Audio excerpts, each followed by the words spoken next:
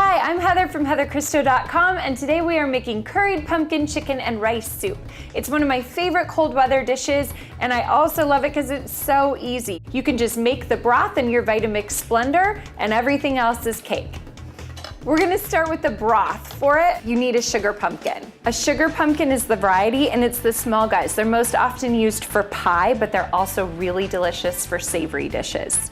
Just drizzle the pumpkin with some olive oil and a really generous sprinkle of kosher salt. And then I went ahead and rinsed the pumpkin seeds. I want to save these to garnish my dish with. They're really delicious. And I'm gonna pop this in the oven at 400 degrees for 40 minutes. When there's 10 minutes left, I'm gonna add these pumpkin seeds and a little olive oil to the tray, and then they're all gonna be finished at the same time. So while the pumpkin is roasting, I'm gonna get started on the rest of the broth. I have a soup pot here, and I'm just gonna turn on the heat and add some olive oil and 1 large yellow onion. You can roughly chop it because we're gonna blend it in the Vitamix. So the pumpkin's been roasting for 40 minutes. I put the seeds in 10 minutes ago, so it all comes out golden. These seeds look so good. Yum. I'm going to scrape out the pumpkin flesh. You really want to wait until it's cool enough to handle, or be very careful. So the reason I like to roast the pumpkin is because it gives the soup such a delicious buttery, nutty flavor. So I'm just gonna put all of the pumpkin directly into the Vitamix. Over here I've got my onions cooking in olive oil, and I'm going to add some white wine to deglaze that pot. And then you just want to stir really well, scraping up any of the little brown bits from the bottom of the pot.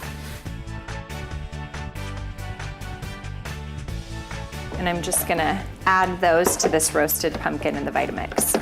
And this is what's gonna make the broth, which will be really smooth and creamy from the pumpkin. And when onions are pureed, they get creamy.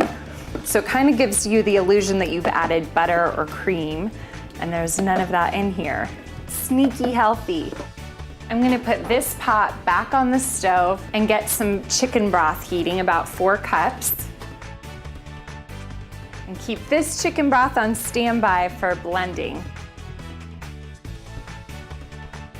Look at that puree, it's perfect. So I'm just gonna add this to the simmering chicken broth, and the other cup or so that was left over. And then I'm gonna add the pre-cooked rice. And you wanna use pre-cooked because if I put raw rice, it would soak up all the broth. And this is pretty much gonna stay the same. And now I'm adding shredded chicken. I just got a rotisserie chicken because sometimes that's all you have time for. You could also substitute turkey here if it was a post-holiday soup. So now here's our secret ingredient, the curry. It's not that secret, curried pumpkin soup. And it just adds some incredible flavor dimension. It really complements the pumpkin. And then I'm gonna pop a lid on it and let all of those flavors come together, and I'll season with salt at the end. The soup has been simmering for 30 minutes. Woo, it's so hot. It smells so good. And then I like to garnish it with some of these toasted pumpkin seeds that we made. Some might say this is a lot of soup for one person, but not me.